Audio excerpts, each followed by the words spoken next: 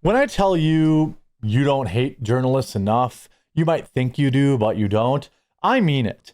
Now, we have this think piece from Reuters today, lamenting, crying, shedding tears that 600 Americans who celebrated Charlie Kirk's assassination in a variety of ways, which they outline in this article, had consequence. Now, remember, these are the same people that have been telling us for years that it's not cancel culture, that it's consequence culture. But again, as I've said, you do not hate these people enough. By the way, quick reminder, the Trump cookbooks are on sale till they're gone. I marked them down to $20. There's 100 recipes in the Mega Mixology one. There's tons of recipes in the Christmas one. It's a great gift. We have some of the original one left too. They're $20 and they're shipping December 1st or sooner. Once they're gone, they're gone. thequartering.com/shop to pick yours up right now. Very easy right there. And you can get all three in a discounted bundle too. But any hoozle, let's get to this story from the Associated Press. I'm sorry, Reuters. The Charlie Kirk purge. How 600 Americans were punished in a pro-Trump crackdown. 2 months after Charlie Kirk's assassination, a government-backed campaign has led to firing, suspensions, investigations, and other actions against more than 600 people. Republican officials have endorsed the punishments, saying that those who glorify the attack should be removed from positions of trust. By the way, I don't know a single normal person that disagrees with this. I don't know a single normal person that disagrees with this at all. You know, like, it's just, I just don't, this is not weird. This is a totally normal thing. And by the way, this is something that the left was promoting for the last 8 years, 12 years. But suddenly when a few of theirs get, picked off, now they're really upset. When Lauren Vaughn, a kindergarten assistant in South Carolina, saw reports that right-wing influencer Charlie Kirk had been assassinated, she opened Facebook and typed out a quote from Kirk himself. Oh, she's the good guy, right? Gun deaths were, so basically she said he deserved it, right? Vaughn, a 37-year-old Christian, who has taken missionary trips to Guatemala, said her call for prayer was sincere. She said she hoped reading Kirk's words in the context of the assassination might prompt her friends to rethink their opposition to gun control. Maybe now they will listen, she recalled, thinking. Let's read that quote. Gun deaths, Kirk said in 2023, were unfortunate but worth it if they preserved the Second Amendment to protect our God-given rights. Following the quote, Vaughn added, thoughts and prayers. This is very obviously a pithy, a sarcastic, a celebratory reply saying that, well, Charlie Kirk is for our Second Amendment, so he deserved it. That's what she said. All right, so let's not rewrite history here. A few days later, she was fired. She was one of more than 600 Americans fired, suspended, placed under investigation, or disciplined by employers for comments about Kirk's September 10th assassination. According to Reuters' review of the court records, public statements, local media reports, and interviews with 24 people who were fired or otherwise disciplined. Was anybody fired for saying assassinations are bad? I don't think so.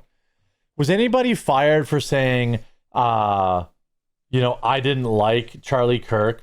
No.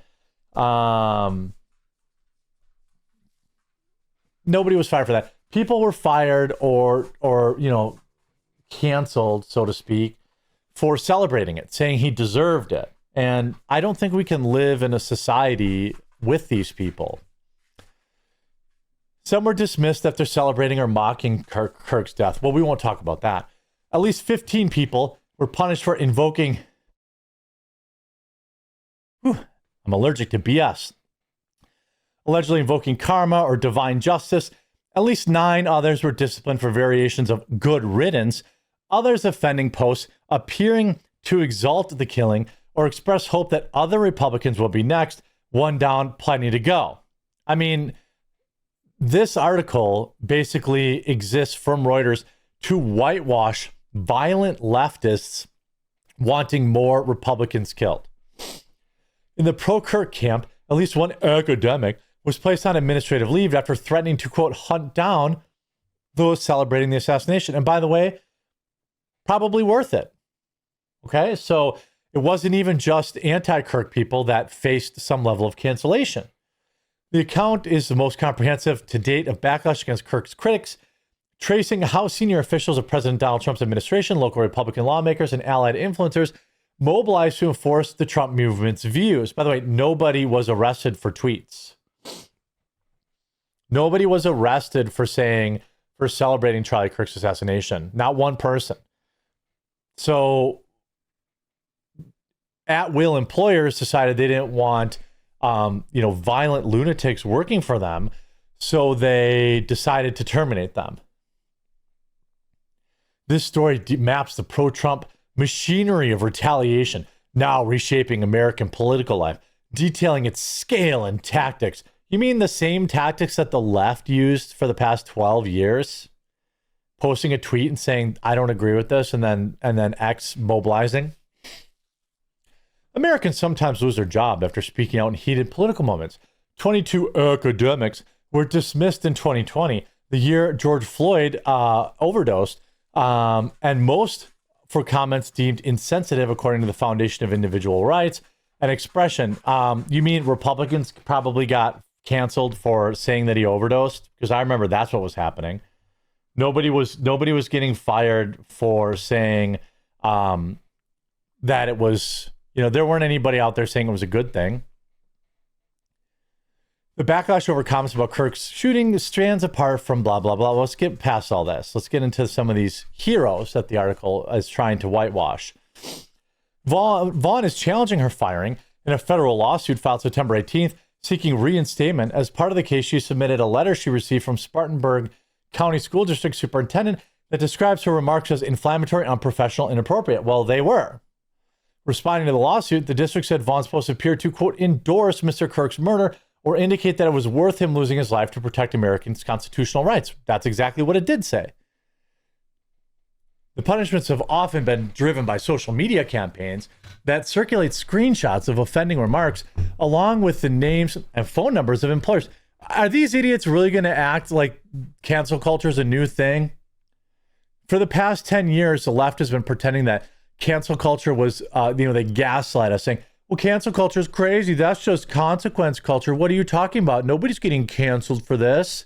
Except we were. Lots of people were. Julie Streb, a sheriff's deputy in Salem, Missouri, lost her job after posting comments on Facebook about the incident, including empathy is not owed to the oppressors. Good. Shouldn't be a cop.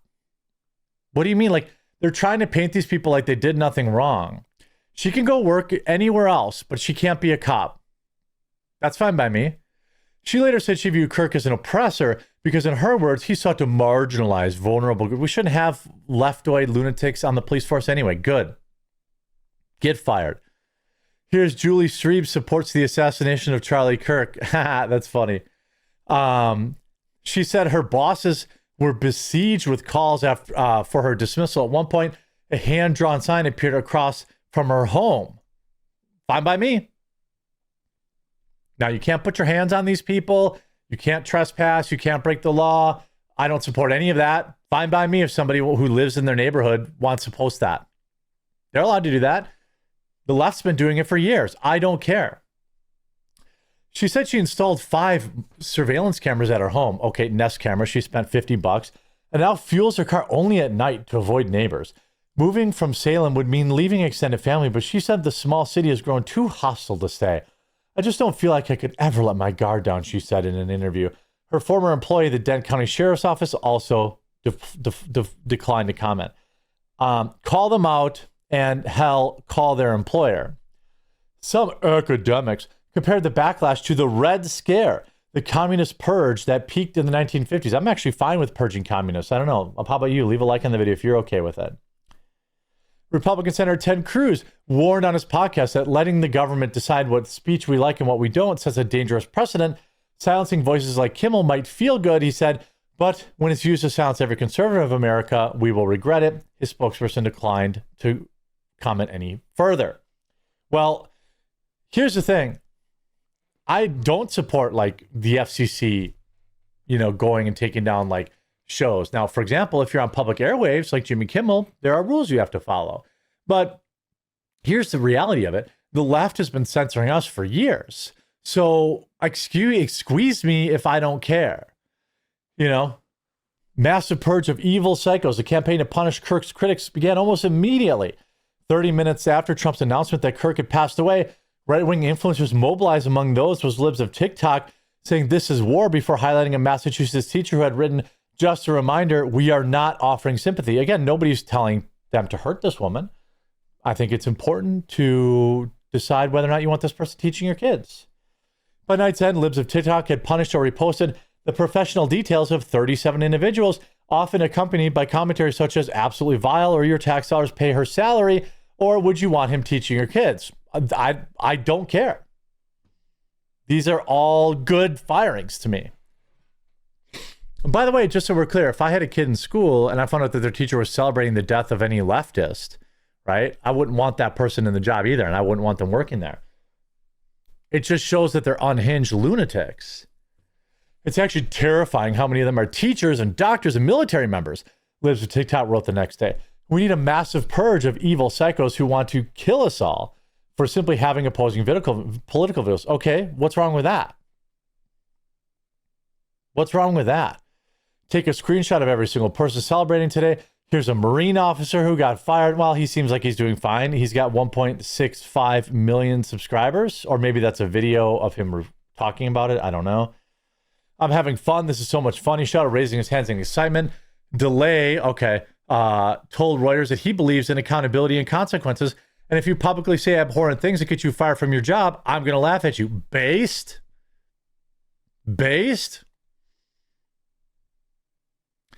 This entire article is pretending to rewrite history, that the left hasn't been doing this. Oh, look at this. Oh, she's just, let's change the lighting. Let's make it really dark and solemn.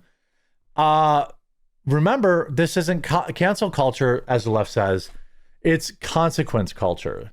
Now, I don't support anybody sending actual threats to these people, but I'm 100% fine that they all got fired. And I'm 100% fine that this will follow them for the rest of their lives. I hope you enjoyed this video. If you did, make sure to leave a like on it. If you haven't yet, please subscribe or follow down below, and we'll talk to you again real soon.